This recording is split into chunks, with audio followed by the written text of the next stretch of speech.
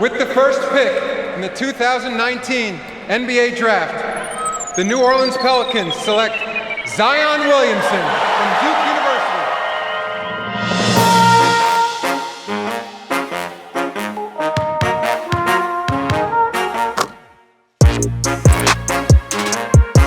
On the take, Drew Holiday on the reverse.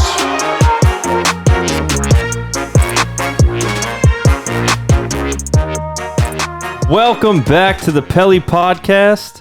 We're doing a special podcast this week. We're going to be recording and filming it, and just for the All-Star break. So tonight, as always, is Jonathan Palazzolo and Tyler Nye with me, and I'm Jesse Roger. How you guys doing tonight? Doing good, man. One can say tonight we're bringing our All-Star game to the Peli podcast. Oh, wow. Is that a good start or no? I'll take it. Yeah. Dad jokes. Asshole. Yeah. I'll start it off by giving a shout out to Leo Murphy for filming this for us. And he wants us to let the listeners know that he will film anything. Anything at all. Anything. Okay. So, obviously, the most recent thing that happened was Ingram came into the All-Star game, played 9 minutes, 2 points, missed all of his shots, all of his three-point shots. After it was kind of known that he was on a minute restriction, I wasn't expecting too much from him. I knew he was coming off the bum ankle, hadn't played in a while, but it was a nice way to kind of knock the rust off for him. Yeah, and we even asked ourselves on the podcast, like, is he going to play? So if he did play, we knew it would be limited. I think it was just nice to see him get exposure like that, because you saw him at the Adidas shop, you saw him with Kanye. He got his Yeezy sign. He got his Yeezy sign, man. So it'd be interesting to see how much of his profile is in front of Adidas going forward, especially since he's had this breakout season. And I think the All-Star game was a big part of that. Did you hear his press quote? No. Basically, they asked him if there was one thing they could put more emphasis on the game with that he would want less of is flopping. Yeah, He says he doesn't like flopping. I did see that. Yeah, especially with some of the calls we've had go against us this season. I mean, we all know Drew can't get a call to save his life. I mean, that could be his own doing, but I mean, we've seen players like Rudy Gobert just get easy fouls. I mean, Marcus Smart is a well-known flopper. Yeah, and we've played a couple of games, with Oklahoma City and Portland Trailblazers where we've seen Damian Lillard get some tap fouls, and we've seen Chris Paul get some tap fouls. So maybe it's fresh in BI's mind. I think that might have been one thing, but like I said, I'm just so happy that BI is getting all the exposure, because he seems like a very genuine, modest guy, and he seems to be, I think, big plans coming forward from Adidas and him too. So prior to the All-Star game was the Rising Star Challenge. We had 3 players participate. We had for the USA team, Zion Williamson, and then for the World team, Nicolo Melli, late edition, and Nikhil Alexander-Walker, which was kind of like, he took so many shots. I mean, that's his thing. the third most amount of shots on the team. Yeah. He missed so many shots. It's pretty much how his season's going. Yeah, man, that was like a microcosm of how he played for the Pelicans. He was just kind of like a shot chucker, man. Yeah. I didn't get to watch the game because of Valentine's Day. What did Melli do? He made 1 3-pointer. Yeah. And that was it. Zion, I mean, dude, it was Zion and John Morant. Dude, can y'all... Okay, let's just go back for a second. If the Lakers would have had that second pick and we would have got Morant and Williamson... And I think they have to still send BI. And 100%. They have to. I mean, God damn. First off, what could have been? If things go as planned, knock on wood, John Morant and Zion Williamson are going to be a huge part of being like the face of the NBA going forward. Absolutely. And I'm so happy that it's in small markets. Yes, I couldn't be any happier, And they get the attention. They do. They do, yeah. They do. Mm-hmm. Yeah, John Morant's more like feisty than Zion is. It's a very good yin and yang thing. And I'm happy that John Morant said that the media is trying to put us against each other, and that's never, ever going to happen, because you can see these two dudes love each other, man. I think everybody likes Zion. Like, you could tell in the Rising, like, he didn't really want to do the whole end dunk contest thing with him, but they said his teammates pushed him, so. Yeah. Did he land any one of those dunks? No. Jesse? Who, Zion? Yeah. No. Because he's what, 80% now? 80%, yeah. 80%. Yeah. I mean, dude, it was some... I mean, if he would have hit some of those, bro... That'd have been nasty. Yeah. Like, could have could have been one of those 50s Dude, in that dunk contest. Like those dunks would have been so good. He would have won second place in the dunk contest. Like that's how good they were. Yeah, Dwayne Wade would have given him a 9 for sure. So obviously the big thing on social media was like he kind of bent the rim on a dunk. Yeah, I saw that. Yeah, I mean that's what happens when 285 kind of hangs. It reminds me of the Jimmy Graham field goal post. Yeah. Something similar to that. It reminds me of Shaq. Yeah. They had to re-change the goals because of Shaq. Yeah, Zion. Might have to Zion's rechange doing it 'cause of some Zion. amazing things statistically and being compared to Shaq this year. That might have been like the biggest Shaq moment for Moment him. for Where he's him, yeah. fucking, like straight up fucking up a goal. Yeah. So prior to that, we had 2 games. Well, at least since the last time we talked, we had a win versus Portland, which was a huge win, by the way. It was. Yes. It was a. Very Helped good us, win. yeah. It was also very Decisive. impressive. Yes. Yeah. Very So impressive. final score was 138-117. Also, the Peli pod was there. We were. Yeah, there we it is, are. yeah. We are 2-0 as a trio. Yeah. Average margin of victory 24.5 point win. Wow. I think they need to give us press passes. Absolutely. Hey, Griff, make it happen, baby. So obviously, what was the bigger, like for me, the biggest takeaway from that game was Drew's defense on Lillard again. I mean, He never made a three-pointer. Yeah, he's spectacular on Lillard Yeah. every time. I'm always like, man, this is gonna be the game where Lillard just goes off on Drew, and we're like, yeah, we kind of expected it, but it didn't happen this game. Zion was a plus 25. Drew and Lonzo both had 10 assists that game. Anything else y'all kind of took away from that victory other than those kind of big, I guess, main talking points? Just every way Portland tried to throw something at Zion, and it didn't matter.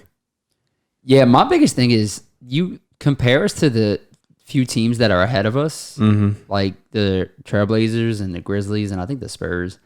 I just feel like we're the better team, Yeah. and I feel like that's evident every time we play these teams that are close to us in record. I think it just shows how much better we are than they are currently. Also, the Portland game was the first game, I think we had mentioned this when we were there, that Zion and Drew credited the bigs after the game, favor Zion, Melly, for helping him on Damian Lillard off the screens and stuff like that. But they had to do a little hedging or switching to do that. And we actually saw Zion take some one-on-one matchups out on the perimeter, which was nice on the defensive end, where he looks like he's more comfortable than inside to me. Yeah, I kind of like the Pelicans have a defensive scheme since Zion's been back. I think they've been doing this a lot more where they're switching, but just temporarily. Like it's like a quick switch, handle my guy until I get back off the pick. And it seems to have been working defensively. And I think credit to Zion being an athletic big, credit to Favors being fully healthy. That's made a huge difference in our defense this past month or so.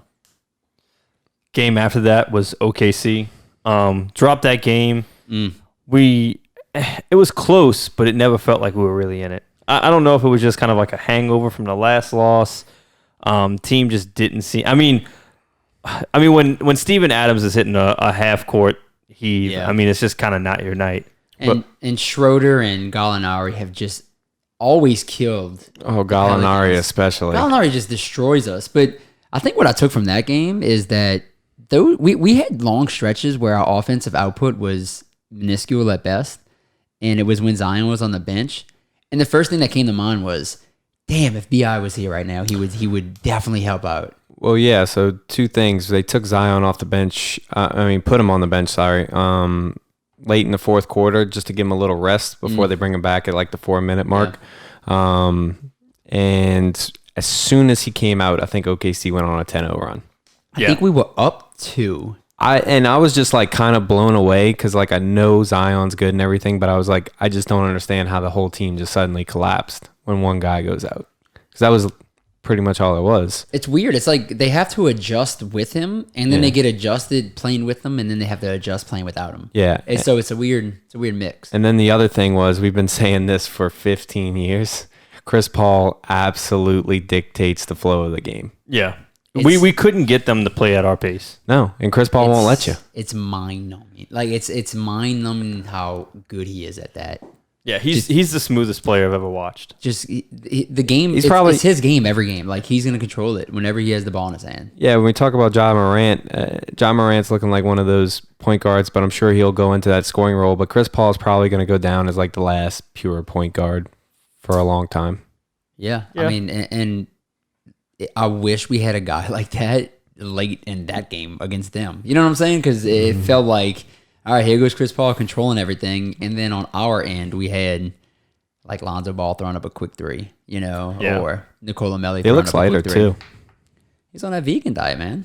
Yeah. Who's on the vegan? Chris Paul? Yeah, Really? Okay. that Netflix documentary on the vegan diet? I didn't see Yeah. that. Game Changers? Yeah. He was the executive producer. Wow. Oh, shit, okay. Yeah. So, Okay. hey, shout out to the vegans out there. Yeah. He did an alley oop, so We're looking for sponsors, so. So as we look, we are right now 11th in the standings. Yes, we are 11th. The Spurs, Trailblazers, and Grizzlies are our immediate competitors. So we're 23 and 32. As we look back on the season so far, what is the difference maker? What is one thing you could change that would make this season just a bit more of a positive? Yeah, and I'm tired of talking about this every single season, but we have to get this health issue, like this terrible health voodoo. I don't know what the fuck it is, but it's every year, and what it leads to is the Pelicans under Alvin Gentry have had the most amount of rotations out of any team by far, and it's every season. This season was no exception. So if I can go back and change anything, it would be the health, just so our guys can be consistent. And we're finally being consistent and we're winning. For me, it's, I don't know. I feel like if there was one thing that if we could improve on, that would have swung a couple games our way, regardless of health. Because health is going to, injuries are going to happen. Right. 100. Yeah. If we could have protected the ball a little bit better, we're awful when it comes to turnovers. We turned the ball over the 28th most in the league. 100% agreed. And some people say it's Drew's. I feel like Drew's come more at a clutch time, like when you need him to be Drew Holiday. Yeah. He turns the fucking ball over. But Lonzo isn't exactly, ball protect. Like, he's not the greatest at protecting the ball either. Lonzo alone had 91 turnovers off of bad passes and 23 off of lost ball possessions. Drew, 80 turnovers from bad passes and 36 from lost ball possessions. It's amazing. So, I know Drew takes a lot of slack, but now, granted, Lonzo does take a lot of home run throws. He does. And it's either going to end up where we're like, oh my God, that was so spectacular, or what is this dude doing? Why is he throwing it like that? And that's kind of like the Jekyll and Hyde of it, I guess you could say, is like, you're expecting that. If you want exciting plays, you're going to have to take some risk. Simple as that. And especially when you play with pace. And it's interesting to see, like, I feel as though we don't have as many ball handlers as I was expecting at the beginning of the year. No. So, and our ball handlers, our dominant ball handlers are turning the ball over at a heavy clip. Yeah. So I agree, Jesse. I would even say that cost us 4, maybe 5 games this year alone. Easily. Like, just we the turnover battle. had 17 turnovers in an OKC game. Cut And- that back to 13. You regain so many possessions and probably win. It's a great point. I agree. Turnovers were really bad for us, and they really haven't gotten better.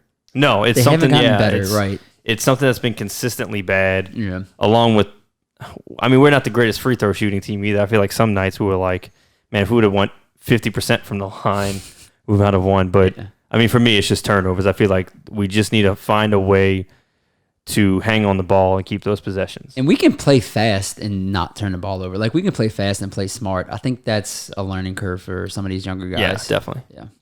So, are we just anything or like a particular asset of the game that they could work on? Anything. Okay, yeah. I would definitely piggyback off of Jonathan. Just go health, specifically Zion's. He was just like the one player. Like, does that 13 game losing streak happen if Zion's there? No. The answer is Probably no. not. The The answer answer's is no. Yeah. So, and just for us as Pelicans fans, like, he was the like pinnacle spark of that hope that we had going into the season, and to not see him for over half the season, I'm glad he's back, and I hope he stays healthy, and I'm glad they got to work with him and took the extra month. I agreed with that, but it still sucks not to see your number one pick play his rookie season and probably not win Rookie of the Year because of it. And he would probably be going away with that award. He might even, if he's playing like he's playing now, he's an all-star. They put him in the All-Star game. Yeah, I he's agree. got such a popularity. Yeah, I don't doubt that for a second. It's just, I think he was plus like 1,800 betting odds, which was like the 6th worst for Rookie of the Year before he came back. And it was like plus 300, I want to say, which is the second best. So Yeah. he's slowly rising. And I agree, man. The injury bug just kind of killed it. It's frustrating. I will say a quick stat one from me to Jesse's turnovers. I'll say free throws. Yeah. Free throws have been just like disgustingly awful on this team some games. It's just been bad. Drew Holiday shooting his worst, like 70% from the line. And, this and season. he was the guy that took our technicals for years. And he's like shooting 50% in clutch time free throws, which is like within 5 points in the fourth quarter or something like that. Amazing. The Amazing. only two guys shooting over 80% on this team is JJ Redick and Brandon Ingram. That's it. Shout out to BI. What a turnaround. Yeah. Yeah, he's What a actually shooting turnaround. 86%, which is really good. What a turnaround from the free throw line. JJ's right at 90. Yeah, that's typical from JJ and BI. Obviously, that's why he's an all-star this year. I mean, he did everything he needed to do to turn his game around and just kind of continue on with his stellar play. Kind of piggybacking off of the Zion Williamson thing. Do you think if Zion plays the entire season, and I know people hate this question, I know where you're going. do you think if Zion Williamson plays this season that we get the Jackson Hayes minutes that shows his development? And does BI actually develop into what he is right now? It's a very, very tough question. I'm gonna say Let me backtrack it. Does BI get recognized with the improvement he's had? it's tough to say because we haven't seen enough of them together to kind of warrant judgment yet. The answer's got to be, I don't know. I would have to say no because he's just not going to get as much exposure, and he hasn't gotten as much exposure. I think he probably wouldn't be an all-star if Zion played the first half of the season. I'd go out on a limb and say that What do you say about Hayes? he would get way less minutes. That's more in line to do with Favors' injury, though. I Yeah, think. true. Favors- But yeah. Specifically to your question, Jesse, no on the first one, yes on the second one. So no, Jackson Hayes probably doesn't get the minutes because, I mean, you see how comfortable Gentry already is putting Zion at the 5. Yeah. Yes. And how little Jackson Hayes played since Zion's been back. True. And now it Favors probably does have something to do with it, so Hayes does get the minutes a little bit, but not nearly as much as he did at the beginning of that season. But Brandon Ingram, I actually think benefits from Zion, and I think will benefit because it's the job of the coaching staff to make those two work. If you can't make those two work, you got problems. You get a new coach, and you know they will get it together. They had a little rough start at first, but I think it's just due to shot selection. Not shot selection, shot distribution. Essentially, Brandon Ingram wasn't taking as many shots as he used to, but I think Brandon Ingram still makes the improvement. I think he's even more looked at because of Zion, because they're paying attention. They pretty much stopped paying attention to the Pelicans as soon as Zion came out on the national media. I mean, people were still looking at Brandon Ingram and Lonzo Ball, but they're like, yeah, they're down there doing their Does thing. Ingram get the green light, though, Yeah, if Zion's in? yeah. Hey, I want to agree with you. I absolutely want to agree. Yeah, with you. I he's- really do. I think when Ingram comes back, he'll have the green light. Zion is our most efficient scorer right now, but I mean, you talk about how Gentry wants to run the offense. He does not want to play inside all game. Zion cannot take that amount of punishment all season. It's true. It's going to have to be Brandon Ingram. I will say, I thought that we were going to struggle a lot with Zion Williamson coming back because of how well we were playing before he came back. Mm-hmm. I think he's fit in seamlessly. Yes. So maybe that's true, man. Maybe he and Bi just work well. And that's why, I say that. And I think we have to, because, you can give him flack when it ain't going well, but you got to give him credit when it is. The coaching staff. I know. They were prepared for that. They were prepared. And they had to adjust on the fly due to the doctor's minutes, because you can tell Gentry was not happy with Zion only playing 4 minutes each quarter when it first started, and it slowly got ramped up. Now that he's got Zion on the minutes he needs to be on, he's probably sitting right in that. He's at like 27 minutes, but he'll probably go up to 30 by the end of the season.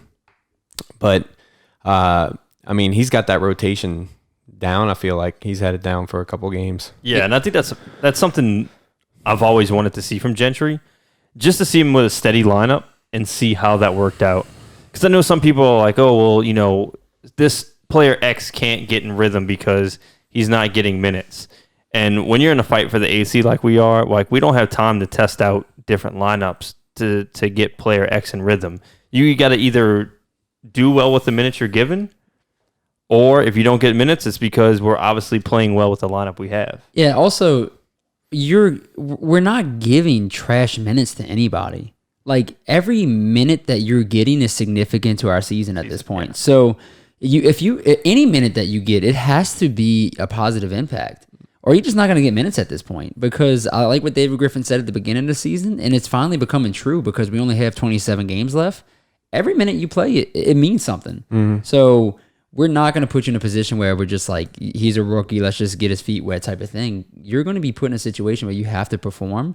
And if you can't perform, like Gentry said, somebody else is going to step up. Yeah, absolutely. And I mean, can we just, because I don't think we've touched on it to that big of impact, how much Zion has brought in to the rookie season. Has it surpassed y'all's expectations?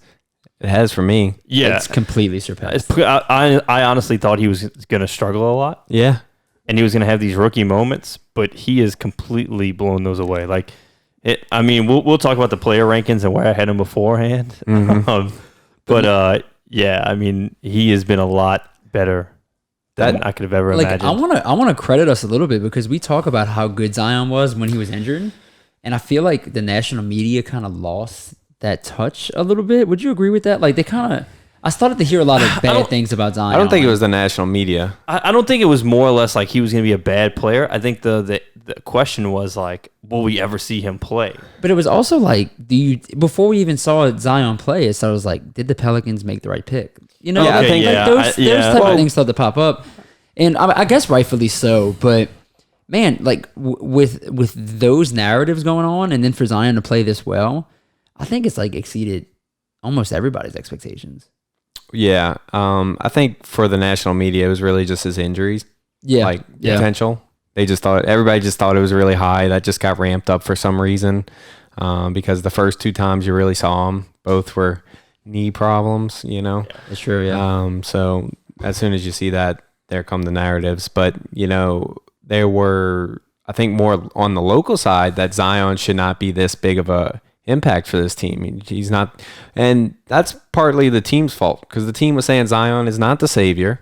Zion is just another rookie. Drew Holiday is our MVP. Well, I'm sorry to say this, David Griffin, you are wrong. He overplayed that, to say the least, right? Yeah, and I get what he was doing. He's not trying to put that pressure on Zion, but the pressure's there. And Zion showing that he can handle it. Yeah, it's just gonna come naturally with the way he plays. But his level of dominance on the basketball court is like, I've never seen anything like it. I kind of want to mention this, and I'm interested to hear what you have to say, Jesse and Tyler, about this. So I've seen a lot of articles about Gentry's scheme for Zion and how he's using them, and how the post game is back, but it's like a revolutionized post position. What have you seen in these games from Gentry's scheme that fits Zion so well? Like, for me, it's the quick post. Zion's the first one down the court, and he's posting up a guy one-on-one, and he's just going to town. I don't think we've seen that before from bigs. Like, what are you seeing that's kind of interesting from Gentry's standpoint on how he's using Zion, whether it be lineup matchups or whether it just be how he's using him one-on-one against players? What have you seen so far? I think the biggest thing is kind of piggybacking off of what you said.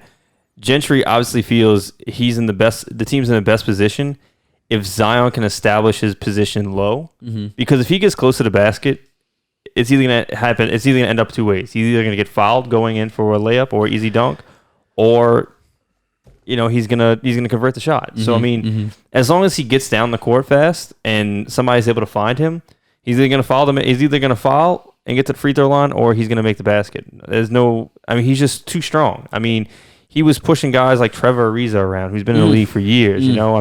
Hassan Whiteside. He gave Hassan Whiteside trouble. So, I mean, when you just have a guy who's that quick to get down the court and establish his position, it just makes things so much better for you. And, I mean, even times when they do give him the ball down low, we've seen Zion, he's able to make the correct pass. Yeah. Every time. Like, not every time, but, like, he's already light years ahead of what I thought he was in passing. Like, if he's in a sticky situation, he can usually find a passing lane out of it. Yeah. Yeah, I'll say you look at Gentry's offense and what he's talked about, you wouldn't think he'd really go to the post. But part of the reason he wouldn't is because probably 99% of all NBA players, when they get into the post, it's really, they got to make a couple moves, got to make things happen. The ball starts to stick. Defenses get set.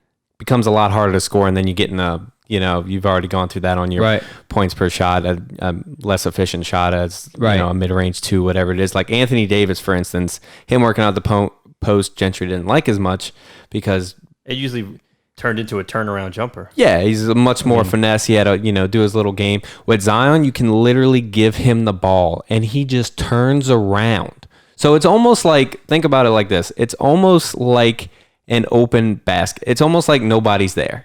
Somebody's there, but the chances are that I know that it sounds dumb, but no, I like it. 80. I think right now it's like 60 to 70. I don't have the exact in front of me. It's 60-something% though. But Zion's getting the ball back, or it's going in. That's crazy. Yeah. So to Gentry, this is like, it's guaranteed points. I'm happy they did that because he was injured. He had a knee injury, right? So you got to think he's just working on his shot a lot more, right? I was so nervous that he was going to come back and be like a face-up type of player where he's shooting like the mid-range a lot or even stepping out and shooting a 3. My boy is down there banging, and I love it. Did you see the thing on NOLA Pelicans Reddit with Steven Adams? They were showing people that was doubting on Zion, like haters on Twitter doubting Zion, and it said, watch when he gets in the league and goes up against Steven Adams, we'll see what he's made of. And it's just points. A little with Zion just moving him out the way like it's nothing. And that's my point. Like, he will move anybody out the way. I think Carmelo Anthony kind of said that was the strongest player he's ever seen. Like, and he's like, I don't want to face him again. Yeah. He said he's never seen anything like that in the league. And how old is this kid? 19. Yeah. That's the thing. Like, and really think about it. He's not even good on defense yet. He's not. He doesn't know how to play NBA defense. Yeah, and give credit to the guards too, because you got to get the entry pass right. So I mean, Lonzo Ball's Brett Favre, like I call him, and he's throwing turnovers, trying to just do some crazy stuff out there. But he'll get it quick to him in the post, and Drew will do the same. So before we move on, if the Pelicans do somehow win the 8th seed, what is more likely? Brandon Ingram winning Most Improved Player or Zion Williamson winning Rookie of the Year? Or you can say both if you want, but I'd like for you to pick one. Ooh, that is such a good question. That is a good question. I'm going to go with my guy, B.I., because he's been playing the whole season. That's the difference maker for me right there. All right, so Memphis doesn't make it, so that means they slid. Right. Yes. Ja Morant would have to be struggling for the most part. Mm-hmm. Yeah, give or take. If the Pelicans make the A seed and Zion's playing the way he's playing now, he's winning Rookie of the Year. I'm going to disagree. I'm still going to say... I will say Brandon Ingram's more likely. I'm going to say Brandon Ingram's more likely. He's had an all-star season. He's played more games, and if he continues to play the way he's been playing, he's a huge reason why we're making the playoffs. They have some good shooting splits have just increased so much. He's shooting 20% better from the free throw line. That's like unprecedented. Yeah, what's he shooting? Is he still shooting over 40 from 3? Yep, yeah. He's right at 40. Right at 40. Yeah. So that's impressive. Mm-hmm. So coming back to the season, our next 3 games, we're at Portland. God, this another huge one. Then we're at Golden State. Hopefully we can sneak that one. And then we're at the fucking Lakers, who every time this is the first time we're going at them with Zion. Oh man, I'm so ready. Let's hope this is the game that he unleashes himself on them. It's obviously a road trip because Mardi Gras is in town and Pelicans can't. First of all, it's just chaotic over here, so they got to go on the road trip. So that's our 3 games coming out of All-Star break. Obviously not the best case scenario, but if we can win some of those games, it just attributes to why we deserve the 8th seed. Yeah, so Blazers and Warriors, we've shown that we can beat those 2 teams as currently constructed. And huge note, Dame is not playing. So Damian Lillard would not play that game. True. The Warriors are the Warriors this year, so you'd like to go in a Lakers game feeling good about yourself. So let's make light work of these first 2 games. We're at a point where we have to start believing in ourselves, guys. Like we have to start looking at these teams and say, dude, we got to come in here and handle our business. I know it's the NBA, and I know anything can happen, but it's coming to the point in the season where the good teams are winning against the bad teams. Yeah, that's a great point, Jonathan. And we have to label ourselves as a good team right now if we think we're the 8th seed. So let's handle our business against the Blazers and Warriors. Let's go into the Lakers with a fighting chance, and let's see what we can do with our heavyweights fighting this time. That's a great point. They got to start showing their dominance on these lesser teams. Yeah. I don't consider like OKC a lesser team, right? And we've lost to them 3 times already. I was just saying like Golden State or yeah, but I'm saying Portland. like I know in the beginning of the season, right? We all thought OKC was going to be just a wash, but they've proven to be a very formidable team, and we just can't get a win against them. And they play us really well, and it's usually close. But I mean, we've already beaten Portland 3 times this season. Yep. Mm-hmm. Let's go 4-0. We already locked up the tiebreaker against them, but obviously, if we beat them, we get closer to jumping them. We get closer and closer to jumping them in the standings. It's just important that we win every Western Conference game from here on out. Yeah, it's a late game, man. It starts at 9:30 Central Time. I hope that doesn't affect us. That jet lag West Coast road trip seems to affect the Pelicans a little bit in the past. But it's on ESPN, so hopefully the team is hyped up for it. Coming off the All-Star break, healthy, ready to roll. Should be a fun game, but without Damian Lillard, that's going to be tough for Portland to come out. I think the big keys down the stretch is we're going to have to. I don't want to say this in like a ESPN first take kind of way, but honestly, for this team, like it's going to have to come down to we're going to have to start making clutch plays. We're going to have to start like winning in the last 5 minutes, not losing the game in the last 5 minutes, like we've done so much this season. That's gonna be the big difference maker. Does it feel like the team's turned a corner though? It Yeah, feels absolutely, like I'm not mad at the OKC loss. Like, I feel like I'm trusting the Pelicans going into these games a lot more than I was earlier. I mean, you have to be. I mean, I know that sounds like an easy thing to say, but man, that's been so hard for me in the past. Yeah, we've had a lot of we've beaten the shit out of lower quality teams, no doubt about it. We've ran them out the gym. Our biggest Achilles heel right now is those teams in that 5-1 spot. Really, it's. We got to be good teams. Yeah, I mean, we're like I said, we're a good team. We're just not in the upper echelon yet, and we'll get there. I mean, I don't think that's a permanent thing. I think we have the talent and the players to get there. It's just learning how to be there. I think the more Zion learns how to play team defense, and those things will happen. And if you look at our team, JJ Redick and Favors are probably the only players have been in a position where they're expected to win quite often. Yeah. So I'm excited to have them on the team, showing these young guys how to play these heavyweight minutes. But yeah, Jesse, we got a 3-game road trip coming up, and we got only 27 games left. So that was the next question.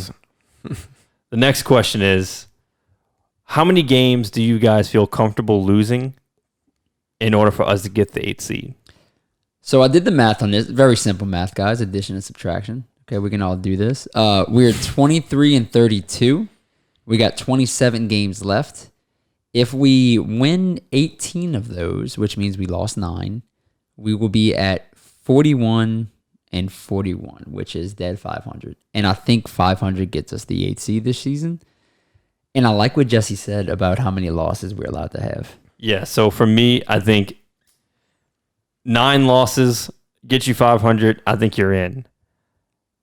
10, you're out. You're done. You're done, yeah. So let's say 10's the magic. 10 is the hard max. So here's what I did, guys. I dug through the schedule a little bit, and I chalked up guaranteed losses.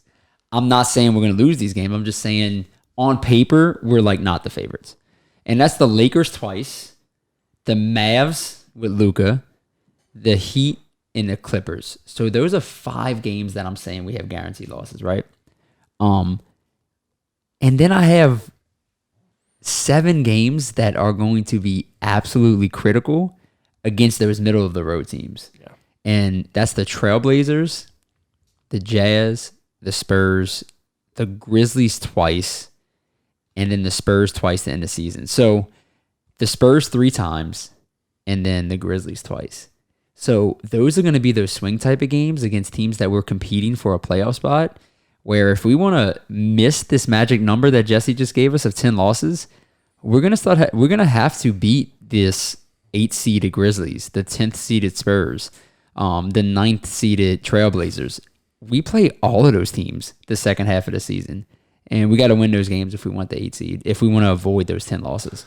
Yeah, and the key is who the other teams are playing. I think Portland has the 26th easiest schedule at this point, but might be good that we got the tiebreaker on them already. Yeah. Damian Lillard's hurt, and they're still having their struggles in and out their lineup. I don't know when Nurkic is coming back. Probably pretty soon, I heard. Yeah. Memphis has the number one hardest schedule. Yeah, and the odds makers seem to think the Trailblazers are our biggest threat for the 8th seed. They don't even have the Grizzlies as a threat. I think they have like a 6% chance right now due to their schedule. It's crazy. Grizzlies, it's like all the hard stuff, but it's one of those things where, just like Jesse said, 10 is going to be the magic number, but they're going to have to start winning games against some of these medium teams. But also, there's going to be a game or two. We're going to hate to see it, but they're going to go to somewhere like Sacramento and lose. It's going to happen. That's what I'm saying. I trust this team more than usual. So they need to not only just count the L's on, they need to, when they go to some place like the Clippers or the Lakers, they need to try to win those games. I 100% agree. 100%. So, we're going to have to sneak one of those good wins out because and there's going to be a bad loss or injury or something like that. Yeah. I mean, you obviously don't want those things, right? But right. The Pelicans always seem to get an unexpected win every now and again. Yeah, I would say that's happening. And I feel like more often than not, we've beaten the lesser teams. Yeah. So if that's the case, I think we have a pretty good shot. It really all just depends on how Memphis. I mean, it's something easy to say, but how Memphis and Portland play out is huge. If they win out, we clearly don't have a shot. But we play those teams enough over the next couple of games where if we can hand them losses ourselves, it obviously puts us at more of an advantage to leap them. I mean, it was always going to be tough, right? Because we came from, the 14th spot to try to come up to the 8th. Yeah, we were talking about Anthony Edwards as the number 1 overall pick at one point. So, but, I mean, the team's just going to have to find a way to squeak out some gains. We were 6-22 at one point, weren't we? Mm-hmm. Yeah. That was our low point. It's crazy where we're at now, like, coming from there. Yeah, I mean, I agree with you, Jesse. It's going to be tough. Is it doable? Yes. This team together, constructed, fully healthy, we all had as the A seed. We were called crazy for it or whatever, but I think there's a chance if this team was healthy together for a full season, it might have been even better than A seed. That's not a crazy thing to say. And from what we've seen, looking at that team should be able to pull this out. Let's hope, man. I mean, we have 7 games against the 3 teams ahead of us in the playoffs. Let's go win these games, man. Those are serious turnover games for us. Here's a quick question for y'all. If we don't make the playoffs, are you disappointed? Let's say it's real close. Let's say you missed it by a game or two. Oh, man, I to miss it by a game or two would be rough for me because I know that 13-game losing streak is just going to be the one thing in the back of my mind. And I kind of have a question that's kind of similar to this, but yeah, if that's the case, I mean, man, just 1 or 2 more, like 13 straight games, like it still blows my mind that we had such a bad stretch right there. Yeah, it's a huge disappointment for me because I want to see these guys on this team with this roster have playoff atmosphere, minutes, and experience. And I want a shot at bouncing the Lakers in the first round. God. I mean, I know it's highly unlikely, but I would love to do it. That's the thing. We're going to be playing for. It's like when we were Golden State was always the 1 seed. We're going to be playing for the chance to go play the Lakers. Yeah, and it's not going to be a good series for anyone hoping, but it would be a nice upset if somehow that did happen. But man, if we could sneak out a win at home, like against the Lakers, we make it, let's not get ahead of ourselves. Jesus, my bad, y'all. Yeah. But if we snuck out a win, that's huge for our city. Like that's huge for this franchise. The key is to get them into the mindset of winning. Right. Yeah. Especially with so many of your pieces being so young still.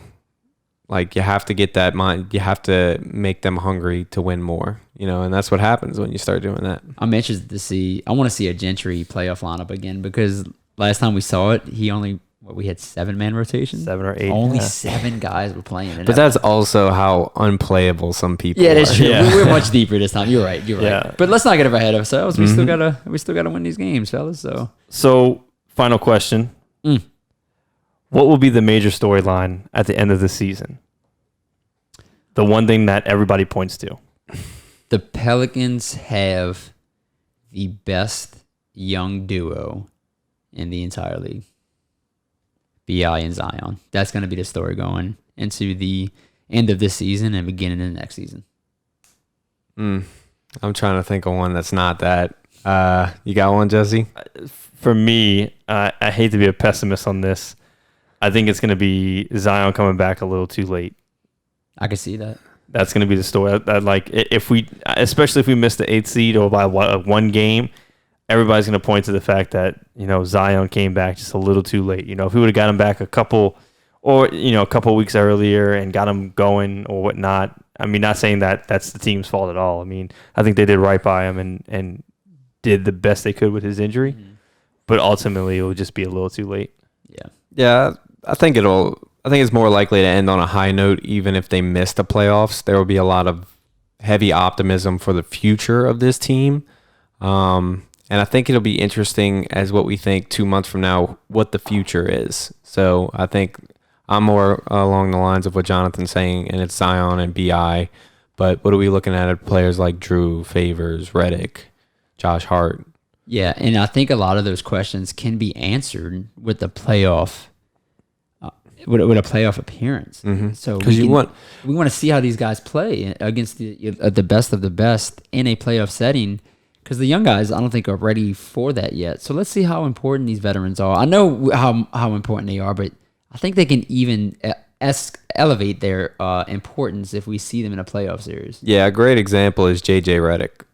So, I mean, he's already considered by most people pretty unplayable in the playoffs, but he's that regular season guy that'll get you there. So it'd be interesting to see if that really is the case on a team like this, where we really benefit from his shooting and his... What was it the other night at OKC? I think he had 24 points, but if you looked in a box plus minus, he was negative 16. And a lot of people point to his short... I'll be honest, like, when he's great and on, I don't think he gets enough credit for how much he does for the Pelicans, but when he's bad, people destroy him. I mean, they're like, oh, this person should have played above him or whatnot. But, I mean, at the end of the day, you just can't leave that much shooting on the bench. There's some lineups where we just don't have any shooting, and without him, we'd be lost. I mean, the spacing would be horrible. Yeah, no, absolutely. I think it's partly due to his size. Like, he's not afraid to get in there and, like, hack at a player in the paint or anything like that, but he's easy to shoot over. He won the Sacramento game on a buzzer beater, so I'm still pretty stoked about that. Oh, yeah.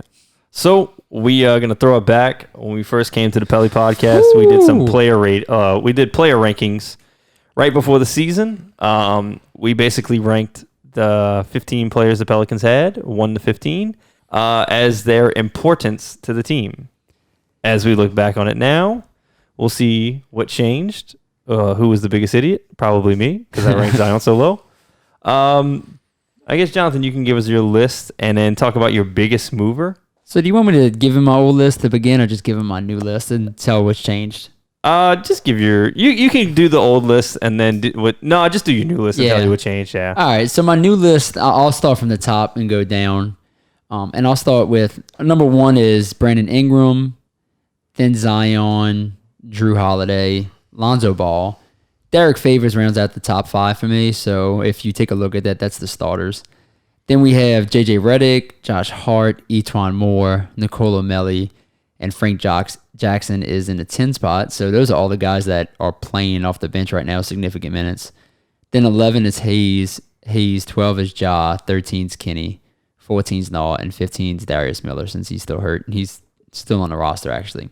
So yeah, a lot of things have changed, actually. And I'm just looking at like the biggest movers and the biggest fallers. I had Brandon Ingram at 6. And damn, when I was listening to the podcast when that happened, I was like, who is this idiot talking? Like, that can't be right. But I did say he had the highest ceiling, but the lowest floor on the team, especially after watching what he did with the Lakers. So he's hitting the ceiling, and he's at number 1. So he jumped 5 spots. And also, I had Nicola Melli really, really, really low. And that was looking pretty good up until like a month ago. Yeah. Like, a month ago, he started playing some nice defense and making some shots. So he jumped up from 14 to 9 for me. And then the big fallers, the biggest one, and it's not too many people that fell for me, but JJ Redick, I had him extremely high. I had him at number 3, thinking he was going to play a lot more of an impactful role on his team. And it's still impactful, but we started to see other players who affect this team a little bit more than he does, like Derek Favors, like Lonzo Ball when he's on, like Zion, especially Zion and Brandon Ingram. So he fell the most for me. He fell 3 spots. I had him at 3, and now I have him at the 6th spot. So a lot of movement. It was interesting to hear past us talk about the rankings of the players. We said a lot of good things, but we said a lot of stupid shit too. How you feel about Frank Jackson now, John? Let's see, where is Frank? Frank, I had him pretty high. You had him at 8. I had him at 8. He's at 10 now. Frank's been playing good ball lately, man. He might have been in the teens a few weeks ago, but we kind of trusted him as like a backup guard role. That's another cool storyline to follow as the season progresses. Is what's up with Frank? How do we see him moving forward? But yeah, so that's my list. That's my changes, and like I said, man, past me wasn't I don't know, didn't sound too smart if you listen to him now. Your turn, Tyler. Okay, so mine's actually not that far off from Jonathan's in certain areas. It's a little scrambled, but I'll just go through mine and then we'll talk about it. Number 1, I had BI, 2 Zion, 3 Drew, 4 Favors, 5 Ball, 6 Redick, 7 Hart, 8 Moore, 9 Melly, 10 Hayes, 11 Kenrich Williams, 12 Frank Jackson, 13 Okafor, 14 Naw, and 15 poor Miller, who didn't get a chance. Very close to mine. Yeah. Pretty close. I mean, particularly, I think I have Favors over Ball. Like me and you have Favors and Ball switched. I just think you saw how important Favors was to this team. I had to put him there. It's a good point. Drew dropped down for me, but he wasn't my biggest dropper. My biggest dropper was Okafor, who just, I mean, can't get on the court. Yeah, you had him at 9 some nights, and I had him as our 3rd big off the bench. You know, trying to please the Reddit fans out there with the Ja ranking. I think Ja's just not the right fit for this team. I think he has that talent. He's because he won us the game against Detroit. He did. The night of the national championship. He won us that game. He sure as hell did. But he just doesn't fit the style this team runs. So unfortunately, that's why he's low there. My biggest jumper was Jackson Hayes. So I had Jackson Hayes at 10. I have him right under Melly, just because I think if we had to go right now, if I was feeling more comfortable in a playoff series, who to put out there for defensive purposes and stuff like that, it'd be Melly. I think so right now. And then his spacing as far as shooting goes, he's been pretty hot lately, so that's been helping. But Hayes' impact should not be forgot about because, I mean, even though during the losing streak, you can see the potential's there, and him as a rim runner, it's already there. It's already. And, you know, we all had him as number 15 as a project, and he's more than a project player already. You know, he's a bench big. He does have some moments where he just doesn't look like he knows how to play basketball yet.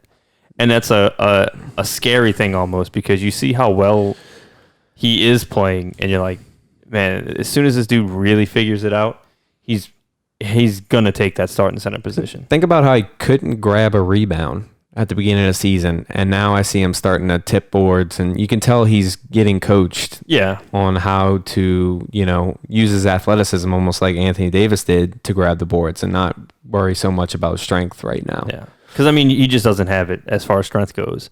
So he has to use his height, his length as his advantage to get rebounds. But like I said, the more he trains and gets heavier and learns how to bang down low, he will be, you know, an important part to this team. He's definitely been a pleasant surprise for me this season. Yeah. Like what he's been able to do on the court compared to what we expected. We all had him ranked 15. Spoiler alert, I'm sorry, Jesse. I didn't need to give away your list. Yeah, but it's okay. We all had him at 15 going into the season. To see him jump possibly into the top 10, like Tyler said, without really knowing how to play basketball, it's been nice. All right, so it's my list. I'm going to go 15-1. So 15, Darius Miller, just because he hasn't played. 14, Nah. He's just been unplayable lately. I hate to hear it. I think he'll figure it out. I hope he figures it out eventually, but he just hasn't had enough to get into a rhythm as far as minutes go. And now's not the time to find that rhythm. Right. Yeah. So 13, Kenrich Williams, back injury and shooting woes. I mean, He's broke back right now. yeah. I actually had Williams over Jackson because just of his impact on the season. Yeah, when he was healthy. when he Yeah, was when he healthy, was healthy, the dude was yeah. starting. Yeah, when he was healthy, True. he Yeah. brought us more than Frank Jackson. But I has. agree. Right now, he's just injured. Yeah. Yeah. 12, I have it at Ja. That's kind of similar to what you guys have. I mean, he can be serviceable in moments, but as far as like a long term, I don't know if he's going to be here in the future. Yeah, no. I don't see it. No. I don't see it. At 11, I have Hayes. For the reasons that he just doesn't know how to play basketball yet. I mean, the dude can do. I mean, he's gonna yam on you. But he's also gonna hack you. Quite often. Yeah, he just once he learns how to play I mean, God, if he's listening to this podcast, he's probably gonna tell me to suck his dick. But but yeah, once he's like 2 years away from just being a force, and he's already almost. No, he's not, but he's exciting. You can just see so many good glimpses, and he's just not there. Just yet. happy to see his growth. Yeah. It's been a good year for him. 10, I have Frank Jackson. Some weeks he is super Frank and he appears and knocks down shots and plays great defense. And others, I'm like, God damn, we should have signed another point guard. It's just how it is. Number 9, I have Etwan. I love Vitor more, man. He's just a walking YMCA bucket. Simple as that. 8, I have Melly. That didn't change for me. I had Melly 8 to start the season. You had him the highest preseason. Yeah, I just kind of of thought like if he could be like that Miritich role, like that would be huge for us. Yeah. And when he's playing well, we've seen that it is big for us. It is super. He's impactful. also turned into Mutombo on defense, which is nice. Seeing him swat shots like that. Yeah, Yeah. I wouldn't go that far, but Yeah, it was a stretch. A little bit of Yeah. a stretch. My bad. 7, I have Lonzo Ball. Oh, okay. Wow. Yeah, Lonzo Ball at 7. While I think he definitely is important as far as team flow, sometimes he can shoot us out of a game. 100. Yeah, I mean, that's not a bad statement to make at all. I agree with that. At number 6, I have JJ Redick. Just because, I mean, look, he can make some off-balance shots and he can really swing a game with his 3. And I really think he injects confidence in this team. Just his swagger and how he just goes on the court. But as far as like true impact, I mean, 6 is high. I mean, let's be realistic. If you're the 6th best player on your NBA basketball roster, you're doing pretty good. He's up for 6th man of the year. He has been up for 6th man of the year quite often. So yeah. Number 5, Josh Hart. Yeah. Josh Hart just plays with so much energy. If he wants a rebound, it doesn't matter who's going up with him. He's going to get it. And he's shot pretty well. He gets to the line pretty often because when on fast breaks, he's downhill. He's another player who's healthy. Yeah. Like finally healthy. My biggest fear is Josh Hart gets like a big ass contract from a team like Sacramento. I would love to keep Josh Hart on this team because I believe this team needs that. We have just one a more- player to yeah. do all the little things right. And I'm just afraid that somebody sees that he does that and wants to give him a bigger role. If he begged Griffin to keep him here and not trade him, let's hope that he's willing to negotiate contract talks. If somebody gives him a huge contract, Yeah, I think when they look at Josh Hart, they're always going to look at his size, but the dude does not play 6'5". Yeah, he plays a lot bigger. Yeah, he plays a does. lot bigger. Number 4, Derek Favors. We saw when he was out how bad this team's defense was. And he kind of just, like Griffin says, the team's defense is predicated on a center yes. locking up down low and being the focal point. And when he's in the game, he makes the difference. He's also really, really, really, really good around the basket. As far as like finishing. Yep. I would have to say he's the player on the team that a lot of fans don't seem to like as much those that don't watch as much Pelicans basketball, Yeah. I guess. I just had so many of like my friends actually just say, why isn't Hayes playing? Like, why is Favors in? Because he's not exciting. You know, he's Yeah. doing the right He's- things. And He that's just what I was about does- to say. yeah. He's not that exciting player that's going to boom on you. He's not, but he's going to do everything right, like almost every night. I mean, it's not sexy to be very good. It's sexy to be yamming on people and, you know, being on Ball is Life and lighting up Twitter and Instagram. What Derek Favors does Won't be on Twitter. won't be on Twitter. Yeah. Won't be on Instagram. And a lot of what he does doesn't show up in the box score. Right. But just to go on how well he finishes inside, he's shooting 62% right now. Yeah. And he's the best big next to Zion, like plus minus. So, Yep. Still the case. I checked Still- that yeah. earlier. So shout out to Faves. So number 3, I have Brandon Ingram. I mean, he's been BI. I mean, there's no more to talk about. Number 2, my highest jumper is Zion Williamson. Well, you had him too Yeah. low to begin with, Jesse. Like, let's be Yeah. real here. So I thought he was gonna have like a rookie. I thought he was gonna have rookie moments, and he's just not. Like look, the lights weren't too bright. That's just for sure. He's been. I remember like thinking like, oh man, like when I was watching Anthony Davis right in his rookie season, like, oh man, this guy is great. But when I watch Zion Williamson, I'm like, fuck, dude, this is his first season. Like, I feel bad for everybody else because this dude is gonna just dominate for years and years. Like, he's just so good offensively. And I mean, even as average as he is in defense right now, like if he's got a clear lane to block your shot, it's going to like the 15th row. Yeah, well, he's still making the rookie mistakes. It's just he what he's is. doing Yeah, good but he's putting up is 32 so- points. I mean, he Yeah. had back-to-back 30-point games. It's so good it doesn't even matter. That's a great point, Tyler. He is making mistakes, but they're just so outweighed by the positives that Yeah. he's been bringing. And it's like an almost unbelievable amount. Like, because defensively he's lost something. Like that block he most recently had, he was actually turned around like in the paint. That's a big no. Yeah. But he turned around Yes. again and blocked it. Like, So he Yeah. got shook on defense. He got turned around and still recovered to block it, which was really cool. yeah. And number 1, we're ranking this on importance to teams, and so I have Drew Holiday number 1, and it's because when Drew Holiday is playing great, I don't think anybody can stop this team. If he's on defensively and offensively, it's hard to beat this team.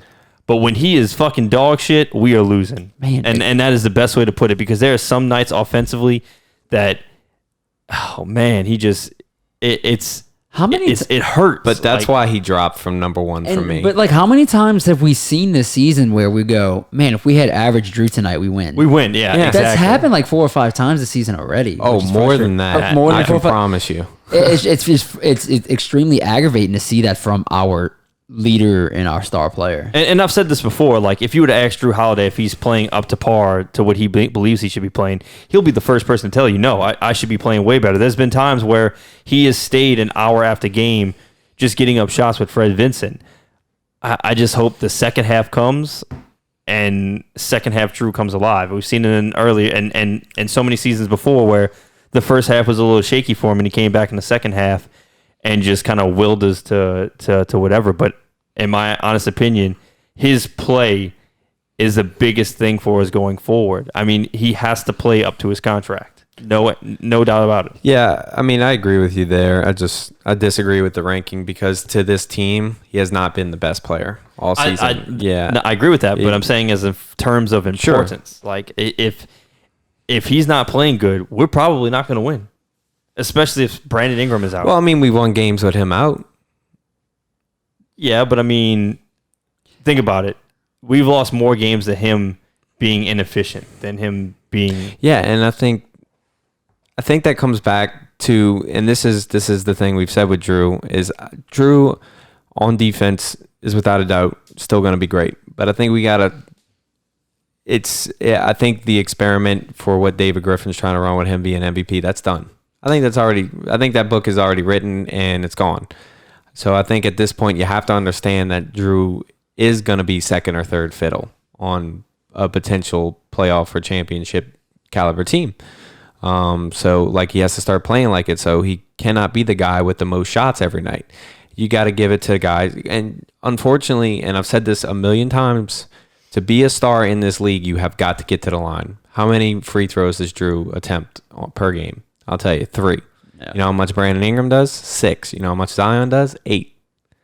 I mean, yeah. And what that says is if the ball is in their hand, they have a higher chance to put points on the board. Yeah. And does. And it just comes to efficiency level. So if you get a 5 for 14 game from Brandon Ingram, he could still have 18 points. Right. But if you get a 5 for 14 game from Drew Holiday, he might have 11 points. Right.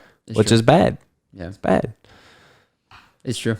Yeah. Well, that's the end of the list. I mean, everybody's pretty much around the same. Obviously, we all know who needs to be better and who needs to be on the same track. Yeah. The next 27 games are super important. And I would say you're absolutely right, Jesse, because when Drew is playing, he is great. And I think it's more of just me being disappointed. No, it's just, I feel you on that because, I mean, some games, man, when we really need a bucket and Drew drops up the court and then gets his guy on a crossover and does a step back 3, it's like, man, you had him out of position. Why not just drive to the rim and either try for an easy layup or look for Zion cutting? And and I think it's always been that Portland series is just always in the back of my mind. It's like, why can't we have this Drew all the time? And that's the thing. We have so many positives on this team in terms of what we expected versus reality. We had a lot of positive things that happened, a lot of pleasant surprises. Drew's just not one of those.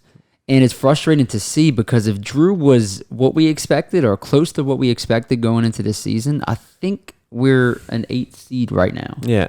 And he's been subpar when it comes to that. And that's not to say he's still not a good player and not a great player for this team. I have him at number 3 still because he's still super important. Defense is there. He just, as far as being the guy, he's not the guy. We have other guys. Let's give Drew some more time to focus on the defense and be that leader for the team. Let me ask you a question. If the following players are on the court, where's Drew Holiday in the who takes it? Where is he as far as your offensive option? If Drew, Lonzo, BI, JJ, and Zion are on the court, how comfortable where is he on the offensive order? Oh, see, at the beginning of the season, I would have easily said number 2, but I'd probably put him at 4 right now. At 4, yeah. He's at 4. But I mean, again, you don't have to. Drew doesn't have to put the ball in a bucket to be the leader that's of our exactly team. what I'm saying, and that's where they should look. The coaching staff should look to go with him right now. Right, I agree with that. We've seen in the past. I mean, the first thing that comes into mind is Golden State with Draymond. Like he was the leader of that team quite often, and he put up 10 points. You look at Oklahoma City. I'd have to say Chris Paul's probably the third option right now offensively, but he's the leader of that team. You look at, other teams have the leader of their team not be the guy that puts the ball into the hoop every single night. So I agree. Drew Holiday, it can still be that dude without having to score at every single possession. Yeah. Especially since we have more efficient options. I will say I didn't think Zion would be already my number 2 offensive option for this team. It's amazing. It's amazing, yes. He's so efficient, like you have to go to it until somebody figures out how to stop it. And I don't know if any team's equipped to do so. Is there a team right now that's equipped to stop Zion?